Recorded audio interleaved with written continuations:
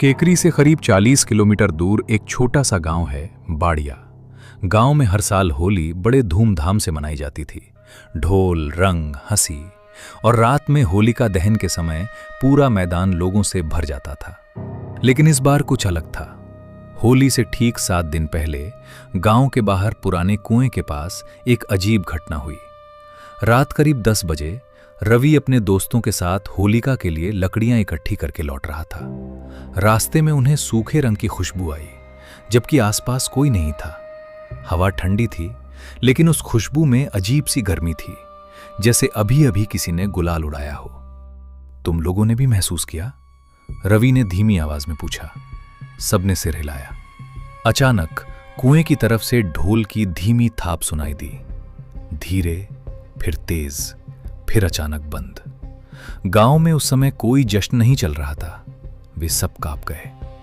कुएं के पास पहुंचते ही उन्होंने देखा, जमीन पर गीला लाल रंग फैला था। पहले उन्हें लगा कोई रंग गिरा होगा, पर वो रंग अजीब था, जैसे मिट्टी में खुद ब खुद रिस रहा हो। रवि ने मोबाइल की टॉर्च चलाई। कुएं की दीवार पर किसी ने उंगलियों से लिखा था 7 दिन। बस इतना ही। अगले दिन सुबह गांव में खबर फैली कि रात को कुएं के पास किसी ने अजीब आवाजें सुनी। गांव के बुजुर्ग रामदयाल जी ने सबको चेतावनी दी, इस बार होली की लकड़ी पुराने कुएं के पास से मत लाना। लेकिन क्यों? उन्होंने कुछ नहीं बताया। तीसरे दिन पिंकी नाम की 10 साल की लड़की अचानक गायब हो गई। आखिरी बार उसे उसी कुएं के पास खेलते देखा गया था। गांव में दहशत फैल गई। पुलिस आई, तलाश हुई, लेकिन कुछ नहीं मिला। सिर्फ कुएं के पास सूखे गुलाल की एक छोटी सी पोटली पड़ी मिली। रात होते ही रवि को फिर वही ढोल की आवाज सुनाई दी। इस बार साफ, जैसे कोई होलिका के चारों तरफ घूमते हुए बजा रहा हो। रवि ने खिड़की से बाहर झांका।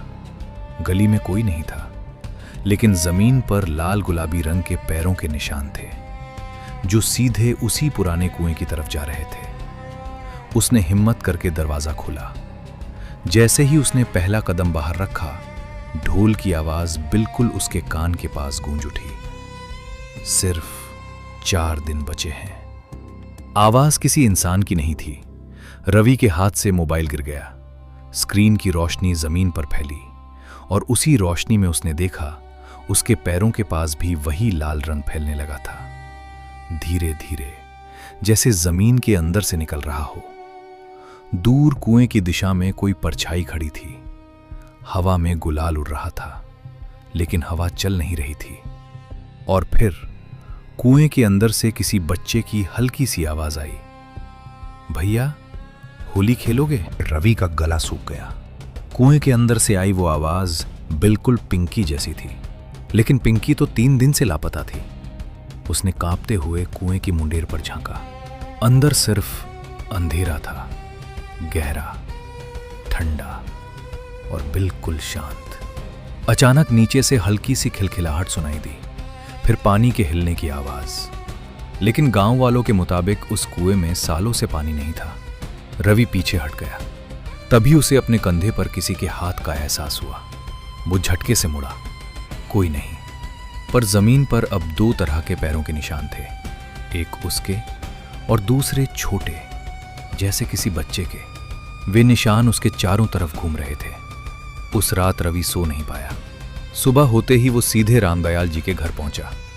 काका सच बताइए, इस कुएं में क्या हुआ था? रामदयाल जी का चेहरा फीका पड़ गया। कुछ देर चुप रहने के बाद उन्होंने धीमी आवाज में कहा, 25 साल पहले होली की रात एक हादसा हुआ था। गांव के कुछ लड़के रंग में बहक गए थे।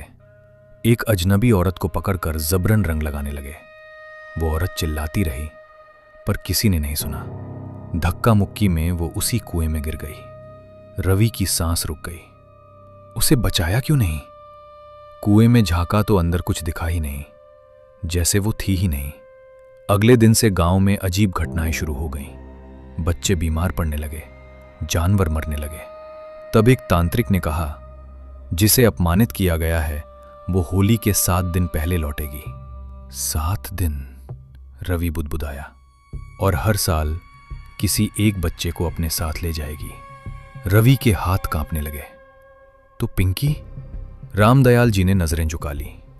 उसी शाम गांव में खबर फैली, होलिका दहन के लिए लकड़ियां खुद ब खुद कुएं के पास इकट्ठी मिल रही हैं। किसी ने उन्हें रखा नहीं था।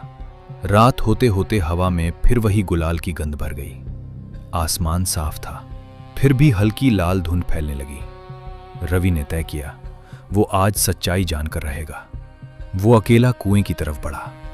जैसे जैसे वो पास पहुंचा, ढोल की आवाज तेज होती गई। इस बार ढोल के साथ और भी कुछ था, महिलाओं के गाने की धीमी टूटी हुई आवाज। कुएं के पास पहुंचकर उसने देखा, लकड़ियों के बीच कोई खड़ा था। सफेद साड़ी, चेहरे पर गहरा लाल रंग और आंखें बिल्कुल खाली। वो धीरे धीरे उसकी तरफ मुड़ी। सिर्फ 2 दिन बचे हैं। उसकी आवाज सूखी और खुरदरी थी। अचानक लकड़ियों में खुद ब खुद आग लग गई, बिना किसी चिंगारी के। रवि पीछे हटना चाहता था, लेकिन उसके पैर जैसे जमीन में धंस गए थे। आग की लपटों में उसे कुछ और दिखा, पिंकी। वो आग के बीच खड़ी थी, लेकिन जल नहीं रही थी। उसकी आंखें बंद थीं, जैसे वो सो रही हो। उसे बचाना है तो आखिरी रात से पहले सच स्वीकार करना होगा, वो औरत बोली। कौन सा सच? रवि चीखा, और तभी आग अचानक बुझ गई। कुएं के अंदर से जोर की चीख गूंजी, इतनी तेज कि पूरा गांव जाग गया। रवि जमीन पर गिर पड़ा। जब उसने आंखें खोली, सुबह हो चुकी थी। लकड़ियां राख बन चुकी थीं। कुएं की दीवार पर अब नया शब्द लिखा था, 1 दिन। और गांव में खबर फैली, रामदयाल जी रात में अपने घर से गायब हो गए।